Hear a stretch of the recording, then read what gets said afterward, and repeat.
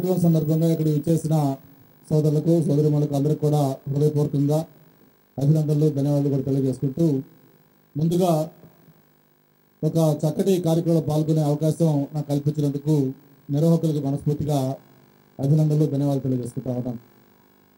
ఎందుకంటే ఒక చక్కటి కార్యక్రమం అంటున్నామంటే అల్లు రామలింగ గారి గురించి బాగా తెలిసిన వాళ్ళు చెప్పే విషయాలు విన్న తర్వాత అటువంటి ఒక మానవతావాది, ముఖ్యంగా ఆయన నటుడు లేకపోతే వైద్యుడు రెండుకంటే కూడా is a very good human being అని చెప్పేవాళ్ళు ఆ రోజుల్లో. ఎవరికి ఏ చిన్న సమస్య ఉన్నా ఇబ్బంది ఉన్నా తన సమస్యగా భావించి వాడు దాని పట్ల స్పందించే తీరు గురించి ప్రత్యేకంగా ఎంతోమంది చెప్పేవాడు. ముఖ్యంగా అన్నయ్య చిరంజీవి గారు అయితే చాలా సందర్భాల్లో అల్లు రామలింగ గారిలో ఉన్న క్వాలిటీస్ గురించి, ఆయన ఏ విధంగా ఎమోషన్స్ ఉంటాయి ఇవన్నీ కూడా చాలాసార్లు నాకు చెప్పిన విషయాలను కూడా ఈ సందర్భం గుర్తు చేసుకుంటా ఉన్నాం. మరి అటువంటి అల్లు రామలింగ గారి పేరున ఈ కళాపీఠం స్మారకపీఠం స్టార్ట్ చేయటం, ప్రతి సంవత్సరం క్రమం తప్పకుండా ఈ కార్యక్రమాలు చేయటం, ఒక్కొక్క సంవత్సరం ఒక్కొక్క విశిష్ట వ్యక్తికి ఆయన పేరున ఈ జాతీయ పురస్కారం ఇవ్వటం కూడా జరుగుతూ ఉంది. ఈరోజు ఎవరైతే పురస్కారం అందుకుంటున్నారో డాక్టర్ రాఘవేంద్ర గారు ఆ అవార్డుకి, ఆ బహుమతి దీనికి అప్రాపరేట్గా సరిపోయిన వ్యక్తి డాక్టర్ రాఘవేంద్ర గారు. ఎందుకంటే రాఘవేంద్ర గారు అల్లు రామలింగ గారి కాంబినేషన్ మనం ఇందాకైనా ఏవీలో కూడా చూసాం, అది తిరుగులేంది. అటువంటి కాంబినేషన్, అటువంటి ఆయన పేరునిచ్చే ఆ స్మారక అవార్డు ఆయనకి ఇవ్వటం రాఘవేంద్ర గారికి సముచితం అని చెప్పి తెలియజేసుకుంటూ, గతంలో ఒకసారి అరవింద్ గారు ఆయన ప్రామిస్ చేశారు వాళ్ళ కళాపీఠం స్మారకపీఠం తరఫున ప్రతి సంవత్సరం కూడా విశాఖలో బీచ్ పక్కన పెద్ద ఎత్తున ఫంక్షన్ చేస్తామని చెప్పని. ఆయన జనరల్గా అబద్ధాలు చెప్తా ఉంటాడు, అట్లాగే ఎప్పుడు చెప్పింది చేయలేదు. కాబట్టి ఈ వేదిక ద్వారా ఆయన కోరుతా ఉన్నాం, కనీసం వచ్చే సంవత్సరం అయినా సరే ఈ అవార్డు కార్యక్రమం విశాఖలో బీచ్ రోడ్లో పెద్ద ఎత్తున జనసందోహం మధ్య చేయాలని చెప్పని ఆయన రిక్వెస్ట్ చేసుకుంటూ, మరొక చక్కటి కార్యక్రమానికి అవకాశం ఇచ్చిన నిర్వాహకులకి మరొకసారి ధన్యవాదాలు చెప్పుకుంటూ సెలవు తీసుకుంటాను. జై హింద్. ఎంతో సంతోషదాయకమైనటువంటి సందర్భం. మరి ప్రఖ్యాత చలనచిత్ర నటులు,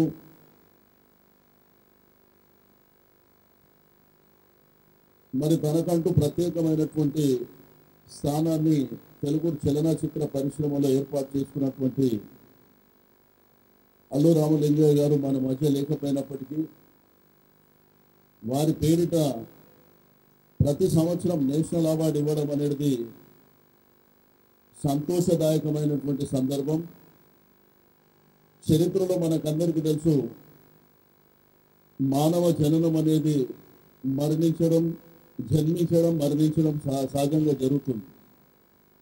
కానీ కొంతమంది వ్యక్తులు చనిపోయిన తర్వాత కూడా ఎప్పటికీ గుర్తుండేటువంటి వ్యక్తిలో మరి ప్రథములైనటువంటి వ్యక్తి అల్లు రామలింగయ్య గారు అని చెప్పి నేను ఈ సందర్భంగా తెలియజేస్తా ఉన్నాను. చలనచిత్ర రంగంలో చాలామంది మనం చిన్నతనం నుంచి చిత్రాలు చూసినప్పుడు, మరి ఇప్పుడున్నటువంటి జనరేషన్లో సినిమా ఇండస్ట్రీలో చిత్రాలు చూసినప్పుడు చాలామంది హీరోలకు ఒక 30 సంవత్సరాలు వచ్చినా 40 సంవత్సరాలైనా హీరోలకు ఫాలోయింగ్ ఉండడం, ఆ హీరోలను గుర్తుపట్టడం. చిరంజీవి గారు ఇప్పుడు సినిమాలు చేయకున్నా కానీ వారు కనిపించగానే కొన్ని లక్షలాది మంది అభిమానులు ఉంటున్నటువంటి విషయం మనందరికీ తెలుసు. కానీ చలనచిత్ర రంగంలో ఒక ఎన్టీ రామారావు గారు, ఒక కృష్ణ గారు, అక్కినేని నాగేశ్వరరావు గారు, ఆ తర్వాత జనరేషన్లో చిరంజీవి గారు. కానీ హాస్య నటులని సహజంగా మర్చిపోతుంటాం. కానీ అల్లు రామలింగయ్య గారికి ఈ చరిత్ర ఉన్నంత వరకు ఎప్పటికీ వారికి గుర్తింపు ఉంటుందని చెప్పి నేను ఈ సందర్భంగా తెలియజేస్తా ఉన్నాను. కొన్ని వందల చిత్రాల్లో ఆయన నటించినటువంటి విషయం మనందరికీ తెలుసు. కొన్ని చిత్రాలు అయితే అల్లు రామలింగయ్య గారు ఉంటేనే ఆ సినిమా ఆడినటువంటి సందర్భాలు కూడా ఉన్నాయని చెప్పి నేను ఈ సందర్భంగా తెలియజేస్తూ, నేను మనస్ఫూర్తిగా సారిపల్లి కొండలరావు గారికి కృతజ్ఞత తెలియజేస్తున్నా. మరి ఇటువంటి కార్యక్రమాన్ని ఏర్పాటు చేయడం, మరి ఈరోజు ఈ జాతీయ అవార్డుని కూడా మరి కె రంగరావు గారికి ఇవ్వడం అనేది నిజంగా అదృష్టం అని చెప్పి నేను ఈ సందర్భంగా తెలియజేస్తూ సెలవు తీసుకుంటాను. Thank you. తండ్రి బాటలోనే ఇంత తక్కువ కాలంలో తెలుగు ప్రజానీకం యొక్క హృదయాన్ని దోచుకుంటున్నటువంటి యువ సినీ నాయకుడు. ఈనాడు ఈ యొక్క కార్యక్రమాన్ని నిర్వహిస్తున్నటువంటి కొండలరావు గారు, బ్రహ్మానందం గారు మరియు ఇంకా అనేక మంది పెద్దలారా, సోదరుమల్లారా, ఈ కార్యక్రమం నిజంగా నేను రావడం అంటే ప్రత్యేకంగా రాఘవేంద్రరావు గారు వారి కార్యక్రమం ఉండడమే నేను తప్పకుండా వచ్చి వారి కార్యక్రమంలో పాల్గొనాలని నేను ఆలస్యంగా వచ్చినందుకు నన్ను క్షమించాల్సిందిగా కోరుతా ఉన్నాను. ముఖ్యంగా రాఘవేంద్రరావు గారు వారు నైతిక విలువలను సినీ రంగంలో ఒక దర్శకుడుగా తెలుగు ప్రజలందరికీ రాఘవేంద్రరావు గారు పేరింటనే ఎవరైనా కూడా తలవంచి నమస్కారం పెట్టేటటువంటి వ్యక్తిత్వం శ్రీ రాఘవేంద్రరావు గారిని నేను మీకు హృదయపూర్వకంగా మనవి చేస్తాను. ఎందుకంటే వారు తీసుకున్నటువంటి ఏవైతే సినిమాలు ఉన్నాయో ఆ సినిమాలు సందేశాలు ఇచ్చినాయి. ఆ సినిమాలు చాలా ప్రఖ్యాతిగాంచినాయి. సామాన్య జనాన్ని కూడా ఉదాహరణగా దోచుకున్నటువంటి వారు అలాంటి సినిమాలు చేయడం ఇది ప్రజాహితం కోసం చేసేటువంటి చర్య. దాంతోపాటు ముఖ్యంగా వారు ఎప్పుడైనా కూడా సమాజానికి ఇబ్బంది చేసినప్పుడు ఎలానైతే సినీ రంగంలో ఉన్నటువంటి ప్రముఖులు సమాజం కోసం కృషి చేస్తున్నారో అదే సమానంగా సమాజ సేవకు అంకితమైన భావంతో పనిచేస్తున్నటువంటి వ్యక్తి శ్రీ రాఘవేంద్రరావు గారిని వారు ఈనాడు ఇస్తున్నటువంటి ఈ పురస్కారానికి వారు చాలా ముఖ్యమైనటువంటి అర్హులు అని నేను హృదయపూర్వకంగా భావిస్తా ఉన్నాను. చివరిగా నేను కార్మిక శాఖ మంత్రిగా తప్పకుండా ఈ సినీ రంగ కార్మికులు ఎంతమంది ఉన్నారో ఈ సినీ రంగ కార్మికులకు వాళ్ళకు ఉన్నటువంటి సెస్ ద్వారా నేను తప్పకుండా ఇళ్ళు కట్టించి వాళ్ళందరికీ కూడా అన్ని రకాలుగా ఆదుకోవడానికి నేను తప్పకుండా కృషి చేస్తానని నేను మీకు హృదయపూర్వకంగానే మనవి చేస్తాను. సినీ రంగానికి ఉన్నటువంటి అనేక మంది ఉన్నారు. కాబట్టి అలాంటి కార్మికులకు కూడా వాళ్ళ శ్రేయస్ కోసం నేను కృషి చేస్తానని తప్పకుండా మనం తెలుగు ప్రజలుగా మనం 2 రాష్ట్రాలు ఏర్పడ్డా లేక ప్రపంచంలో ఎక్కడ తెలుగు వాళ్ళున్నా మనం సగర్వంగా చెప్పుకోదగినటువంటి మన తెలుగును మనం గర్వంగా చెప్పుకొని చాలా మనం సంతోషపడాలని మేము చేస్తాము. మనం ఎవరం కూడా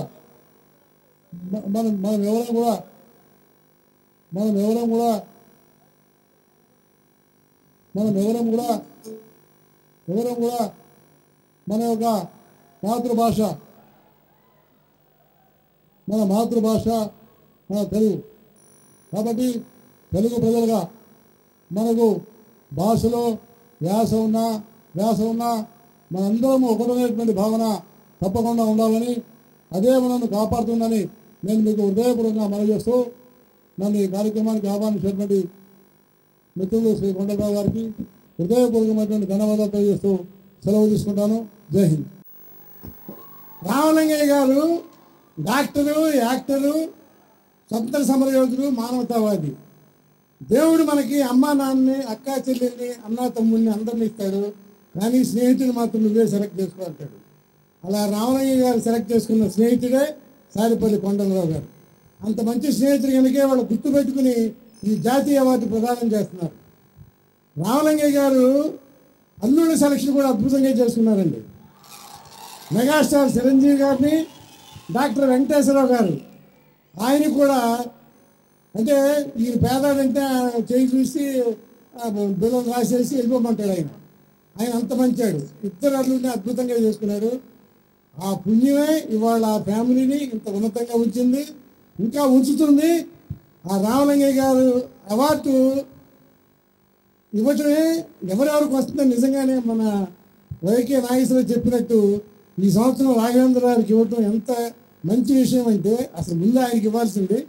అయినా ఒక్కో సంవత్సరం రైటర్కి, ఆర్టిస్ట్కి, డైరెక్టర్కి అలా ఇచ్చారు కనుక అసలు ఆయన సింహాసనంలో కూర్చోరు. ఇలాంటి స్వీకరించడం డౌట్ వల్ల ఇప్పుడు ఇచ్చారేమో నాకు తెలియదు, కానీ ఈ డిజర్వ్స్ రాఘవేంద్రరావు గారు, అల్లు రామలింగయ్య గారు, రావు గోపాల్ గారు, మేము ఎన్ని సినిమాలండి, ఎన్ని సినిమాల్లో ఆయన పండించి ఆయన వల్లే ఆడిన సినిమాలు.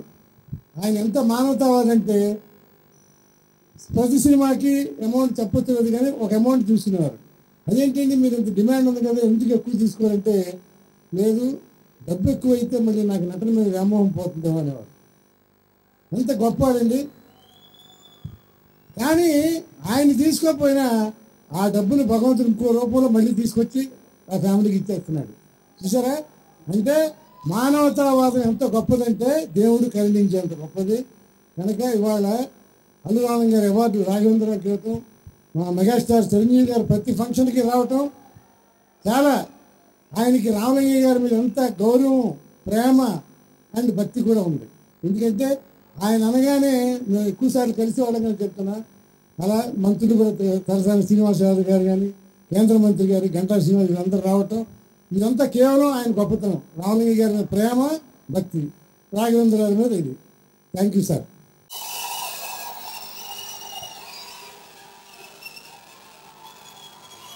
ఈనాటి సభాధ్యక్షులు, పెద్దలు, ఆప్తులు సారిపల్లి కొల్లరావు గారికి, ఇప్పుడే వెడలినటువంటి కేంద్ర మంత్రులు బండారు దత్తాత్రేయ గారికి, అలాగే మిత్రుడు తలసాని యాదవ్ గారికి, శ్రీనివాస్ యాదవ్ గారికి, నా తమ్ముడు, నా సోదర సమానుడు, నాకు అత్యంత ఆప్తుడు, ఆంధ్రప్రదేశ్ వైద్య శాఖ మార్చుడు శ్రీ గంటా శ్రీనివాసరావు గారికి, పెద్దలు, మా కుటుంబ సభ్యులు, నాకు అత్యంత మనసుకు తగిలిన వ్యక్తి ఆంధ్రప్రదేశ్ వైద్య శాఖ మార్చుడు కామినేని శ్రీనివాసరావు గారికి, అలాగే మా పరుచూరి వెంకటేశ్వరరావు గారికి, నా నిర్మాత అశ్వదత్ గారికి, సీనియర్ పాత్రికేయ మిత్రుడు వాసంత్ ప్రకాశం గారికి, శిరీష్కి, అల్లు అర్జున్కి, ఇతర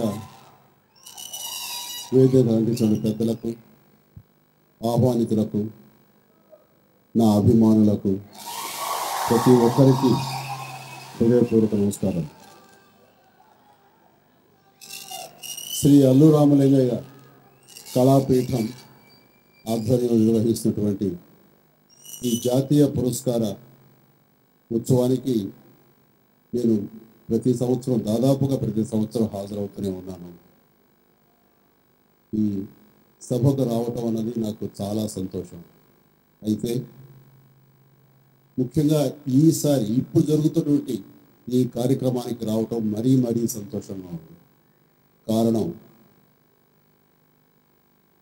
రామలింగయ్య గారికి అత్యంత ఆప్తులు, వారి మనసుకు అతి దగ్గరైనటువంటి వ్యక్తి, మా కుటుంబంలో ప్రతి ఒక్కరికి ఇష్టమైన శ్రీ రాఘవేంద్రరావు గారికి ఈ పురస్కారం జరగటం, ఈ అవార్డు అందివ్వటం అనేది నాకు మరింత సంతోషంగా ఉంది. అదే కారణం, రామలింగయ్య గారిది,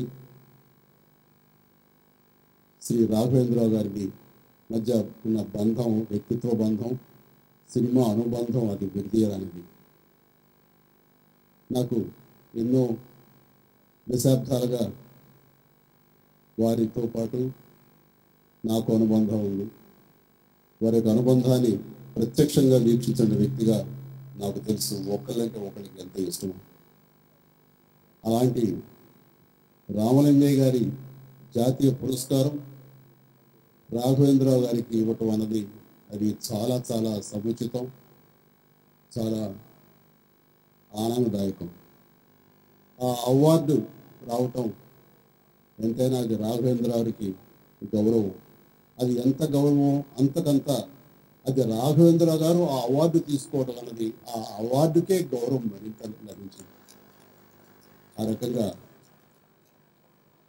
రాఘవేంద్రరావు గారికి ఈ సందర్భంగా మనస్ఫూర్తిగా నా యొక్క హృదయపూర్వక అభినందనలు, శుభాకాంక్షలు తెలియజేస్తున్నాను.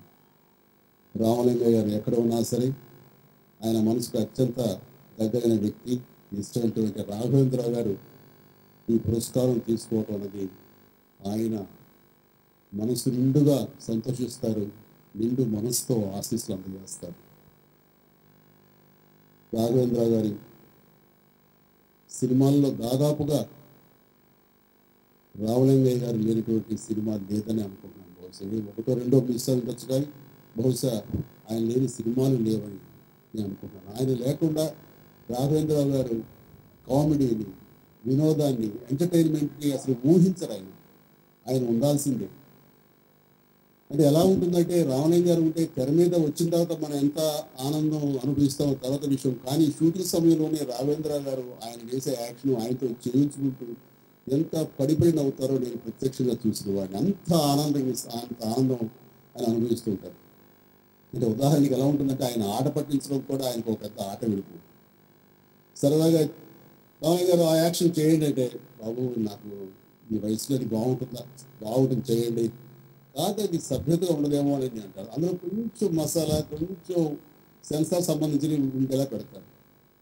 సరే తప్పనిసరి డబ్బులు తీసుకున్నాము, ప్రొఫెషన్ కాబట్టి ఆ ప్రొఫెషనలిజం తోటి చెయ్యాలని ఆయన చేస్తారు. చేసి ఆహాహా నేను తెగ నవ్వేసుకుని ఆనందపడతారు. సో ఇట్లా అంతా గోలగా ఉంటుంది.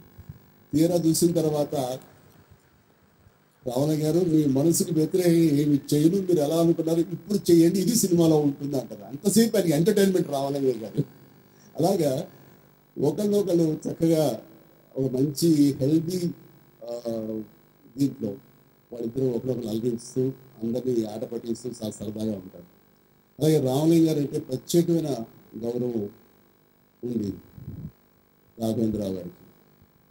ఆయనకి ఏదైనా ఒంట్లో బాగోకపోతే ఆయనకు వైద్యుడు కూడా రామలింగయ్య గారు. ఆయన మీద అంత నమ్మకంతో ఆయన ఇచ్చేటువంటి మందుని తీసుకుని ఆ రకంగా ఉపశమనం పొందుతుంటారు. సో వీరి అనుబంధం ఎన్నో దశాబ్దాలుగా జరిగింది. అది విడదీయరాని అనుబంధం అని.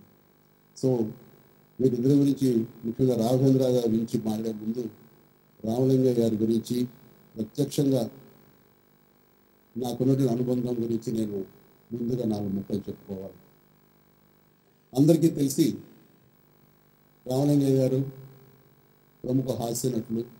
అత్యద్భుతంగా పాత్రల్ని ఆయన తెర మీద నటించి చూపించగలరు, మెప్పించగలరు. ఆయన రాణించే ఒక గొప్ప నటులు ఆయన. ఇది అందరికీ తెలిసిన విషయం. కానీ చాలామందికి తెలియంది ఆయనతో వ్యక్తిగత పరిచయం ఉన్నటువంటి కొద్ది మందికి.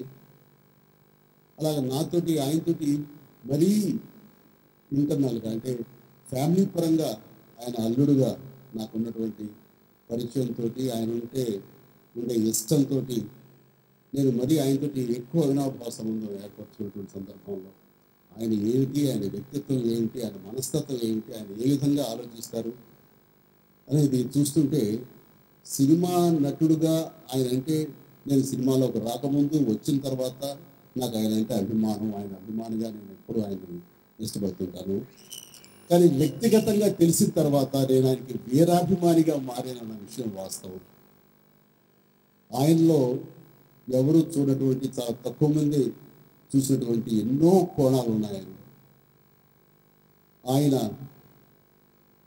ఒక వైద్యుడు, ఆయన ఒక మానవతావాది, కమ్యూనిజం భావాలని వంట పట్టించుకుని ఆ రకంగా ఒక అభ్యుదయవాదిగా ఆయన ఒక మానవతావాదిగాను ఉండేవారు. అలాగే స్వాతంత్ర సమయంలో పోరాటంలో పాల్గొని గాంధీ గారి ఇన్స్పిరేషన్తో స్ఫూర్తితోటి ఆయన గాంధేయవాదిగా కూడా ఉన్నారనే విషయం చాలా తక్కువ మంది తెలుసు. ఆ సమయంలో జైలుకు వెళ్ళి ఆ రకంగా అన్ని రకాల బాధలు కూడా అనుభవించారు. అక్కడ తన దేశభక్తిని చాటుకున్నారు ఆయన. అంతేకాకుండా ఆయన మనిషి చాలా సనాతన మనిషిగా కనబడతారు, కానీ చాలా అధునాతన భావాలు ఉన్నటువంటి మనిషి. ఆయన చాలా మోడర్న్ భావాలు ఉన్న మనిషి. ఆయన యుక్త వయసులో ఉండగా పాలకొల్లులో కొన్ని వర్గాలకు సంబంధించిన వారిని ఊరి చివర ఉండే పరిస్థితుల్లో వాళ్ళకి అస్పృశ్యత అనేటటువంటి ఒక పరిస్థితుల్లో పెట్టినప్పుడు అది దురాచారం అంటూ దాన్ని తీవ్రంగా ఖండిస్తూ వెళ్ళి వాళ్ళతో పాటు ఆ యొక్క పల్లెలో వాళ్ళ పక్కన కూర్చుని సహపంక్తి భోజనం చేసి ఆ రకంగా చాలామందికి కనువిప్పు కలిగేసేటువంటి గొప్ప మానవతావాది. ఆ రకంగా రామలింగ గారిని మనస్ఫూర్తిగా మనందరం అభినందించాలి. ఇది చాలా తక్కువ మందిలో ఉండేటువంటి గొప్ప గుణం అది రామలింగ గారికి ఉంది. ఇలాగా ఆయన భాష మీద, అలాగే మన తెలుగు సత్సాంప్రదాయాల మీద ఆయనకు ఉన్నటువంటి మక్కువ ఎంత అంటే, ఆయన బిడ్డలు చెన్నైలో పుట్టారు, మెడ్రాసులో. ఎక్కడ వాళ్ళకి తెలుగు భాష దూరం అయిపోతారో, తెలుగు సంస్కృతి, తెలుగు పండుగలకి, తెలుగు ఆచార వ్యవహారాలకు దూరం అయిపోతారో అని వారిని కట్టుదిట్టంగా ఉంటూ తెలుగుదనం పూర్తిగా వాళ్ళకి నేర్పే విధంగా, తెలుగుదనం అలవరుచుకునే విధంగా, తెలుగు చాలా స్పష్టంగా వాళ్ళకి వచ్చేలాగా, తెలుగు భాష ఏంటి, దాని గొప్పతనం ఏంటని వాళ్ళకి తెలియజెప్పేలాగా అహర్నిశలు ప్రత్యేకంగా ఎంత బిజీగా తన ప్రొఫెషన్లో ఉన్నా సరే ఆ పిల్లలకి వాళ్ళకి ఆ రకంగా తెలుగు గొప్పతనం గురించి తెలియజెప్తూ వచ్చి ఆ రకంగా తెలుగు మీద తనకున్న అభిమానాన్ని, తనకున్నటువంటి ప్రేమని చాటుకున్నారు. ఆ రకంగా బిడ్డలకి తెలుగుదనాన్ని ఒక ఇదిగా ఇచ్చారు వాళ్ళకి వచ్చేలాగా. ఆ రకంగా తెలుగు మీద ఆయనకి ఎంతో అభిమానం, పట్టు. ఇక ఆయన గురించి ఇలా చెప్పుకుంటూ వెళ్ళాల్సి వస్తే ఎన్నో ఉన్నాయి. ఆయన ఆధ్యాత్మిక తాత్వికవేత్త కూడా. రామకృష్ణ పరమహంస సూక్తుల్ని స్ఫూర్తిగా తీసుకుని దాని జీవితానికి అన్వయించినటువంటి గొప్ప వ్యక్తి ఆయన. అలాంటి సమయంలో ఆయన ఎన్నో సూక్తులు, ఎన్నో విషయాలు, ఎన్నో మంచి విషయాలు నాకు చెప్తున్నారు. ఆయనతో కూర్చోవటం ఒక ఎడ్యుకేషన్. అలా కూర్చున్న సమయంలో ఒక మాట ఆయన చెప్పింది నేను ప్రాక్టికల్గా నా జీవితంలో అన్వయించుకునేలాగా చేసింది. ఆయన ఎప్పుడు అంటుండేవారు, పెదవి దాటని మాటకు ప్రభువు నీవు, పెదవి దాటిన మాట ప్రభువు నీకు. నోటి వెంబట ఏదైనా ఒక మాట అనాలి అంటే ఆచితూచి అనాలి. అది భవిష్యత్తులో అన్న తర్వాత ఆచరించే దిశగా మనం నిలబడి ఉంటేనే, కట్టుబడి ఉంటే ఆ మాట అనాలి. ఎందుకంటే అన్న తర్వాత దాన్ని ఆచరించాలి, దానికి బానిస ఉండదు. ఆ రకంగా ఈరోజు కూడా నేను ఆ సూక్తిని, ఆయన చెప్పినటువంటి ఆ సారాంశాన్ని నేను పాటిస్తానంటాం ఈ సందర్భంగా చెప్పుకోవడం సంతోషంగా ఉంది. ఇలా రామలింగ గారికి ఇంకా చెప్పాల్సి వస్తే ఇలాగా వరుసగా ఎంతో చెప్పుకుని వెళ్ళచ్చు. ఎందుకంటే వాళ్ళ కుటుంబం సభ్యులు ఉండేది కాబట్టి నాకంటే ఎక్కువగా ఎవరికి తెలుస్తుంటుంది ఇక్కడ బహుశా. ఆ రకంగా రామలింగ గారు ఈ రోజు ఎక్కడ ఉన్నా సరే మనం ఆయన తలుచుకోవటం అన్నది ఆయన సంతోషిస్తారు. ఆయనకి మనం ఇచ్చే ఘన నివాళి ఈ రకంగా రాఘవేంద్ర గారిని మనం అందరం సత్కరించుకోవటం. ఇంకా ఈ రకంగా వారి ఆత్మశాంతి చేకూరాలని మరొకసారి అందరూ సమక్షంలో కోరుకుంటూ, రాఘవేంద్రరావు గారి గురించి చెప్పాల్సి వస్తే నాకంటే ఎక్కువగా వెళ్ళి రాఘవేంద్ర గారి గురించి ఎవరు చెప్పరేమో అనిపిస్తుంది. మా ఇద్దరి మధ్య దాదాపుగా 3.5 దశాబ్దాల అవినాభావ సంబంధం ఉంది. ఆర్టిస్టుగా, నటుడుగా, ఒక దర్శకుడుగా సినీ సంబంధంతో మా యొక్క ట్రావెల్ స్టార్ట్ అయిన జర్నీ. కానీ తదనంతరం అది ఒక వ్యక్తిగత ప్రేమ, ఒక కుటుంబ సభ్యులుగా, వారి కుటుంబంలో నేను ఒక సభ్యుడిగా, మా కుటుంబంలో ఆయన ఒక పెద్దగా ఆ రకంగా అవినాభావ సంబంధం ఏర్పడి మా మధ్య. అది విడదీరాని అనుబంధం. ఆయన అంటే నాకు అత్యంతమైనటువంటి ప్రేమ, వాత్సల్యం. అంత ప్రేమగా ఆయన కూడా పిలుస్తారు. నన్ను ఆయన ఏమని పిలుస్తారో తెలిసాక నేను ఎప్పుడు పేరు పెట్టి పిలవరు ఆయన. నాకంటే ఎంతో పెద్దవాళ్ళు, వాళ్ళ ముందు చాలా చిన్నవాడిని.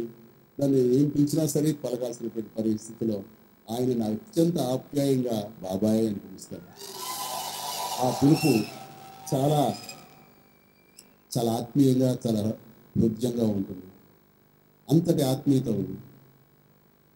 ఆయనతో సినిమాలు చేయాలి, ఆయన సినిమాలు చేస్తేనే మనకి పురోగతి, అభివృద్ధి అని ప్రతి ఒక్క హీరో, హీరోయిన్లు ఎవరైతే వర్ధమాన నటులు ఉన్నారో వాళ్ళందరూ కూడా కోరుకుంటారు.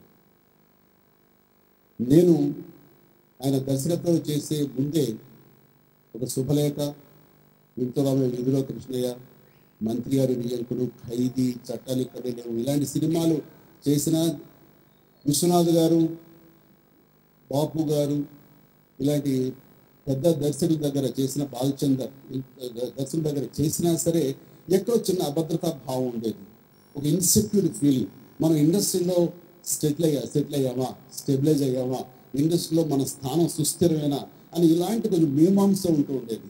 ఇలాంటి పరిస్థితుల్లో ఒకటే కోరుకుండేది, రాఘవేంద్రరావు గారి దగ్గర పనిచేస్తే మాత్రం ఇంకా మనకి ఢోకా లేదు, మనం సుస్థిరమైన స్థానం ఇండస్ట్రీలో అన్న ఫీలింగ్ నేను ఎదురు చూస్తుండేవాళ్ళు. ఆ అవకాశం ఎప్పుడు వస్తుందా అని. ఆయన దర్శకత్వంలో అడవి రాముడు రామారావు గారికి ఇచ్చారు, అడవి దొంగ నాకు ఇచ్చారు. ఆ రకంగా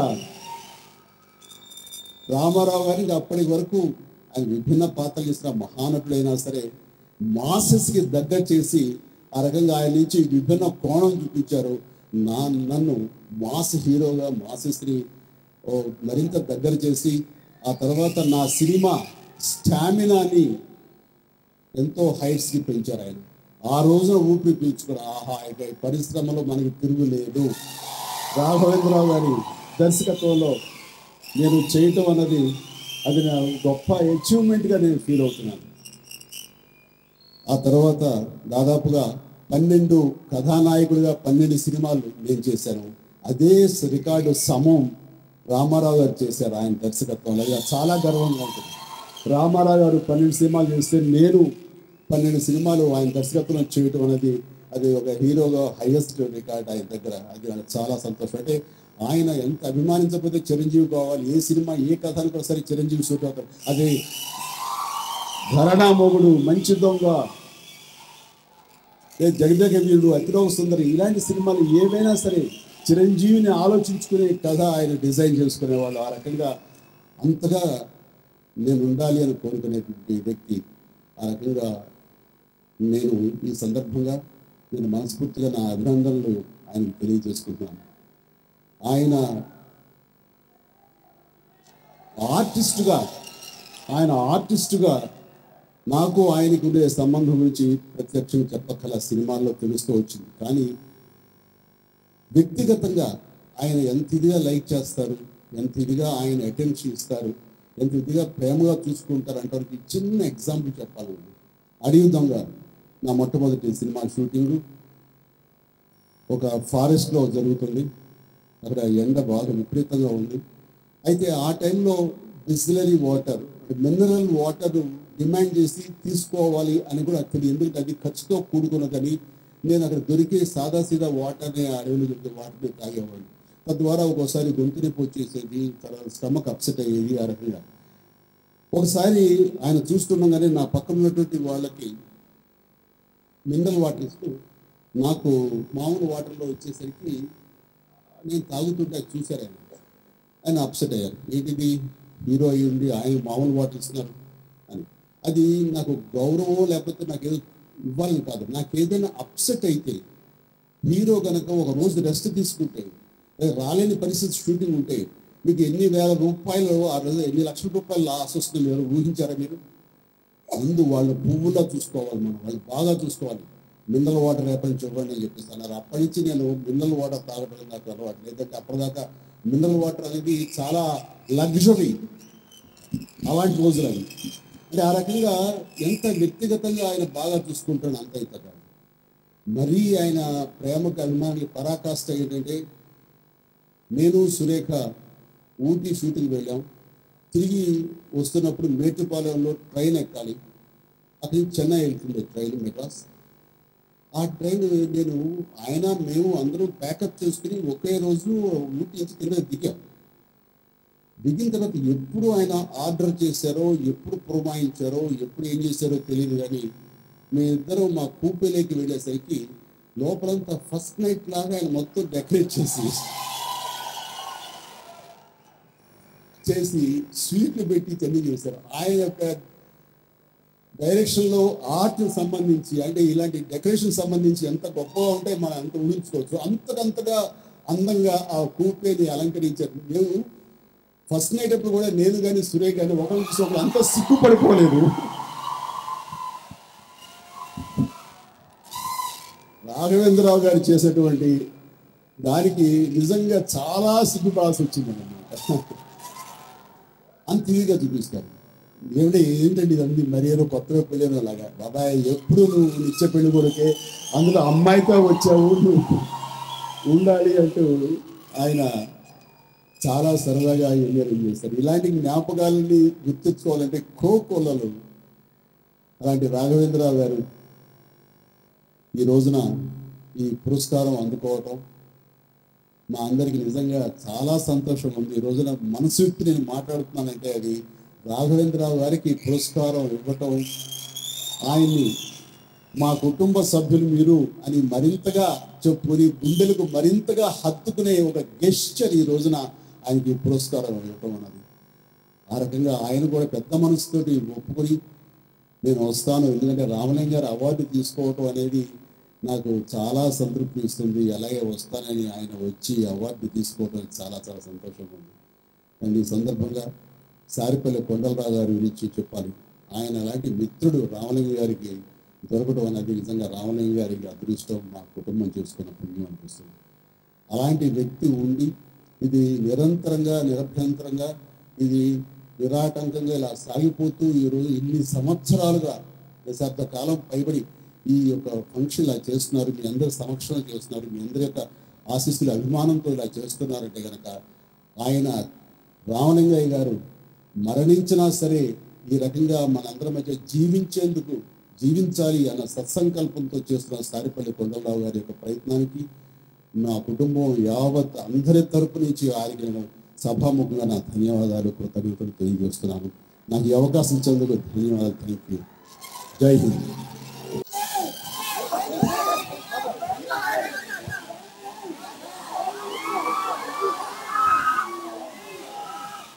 మా పునాది, మా ప్రాణమైన అభిమానులందరికీ ధన్యవాదాలు తెలియజేసుకుంటూ సెలవు.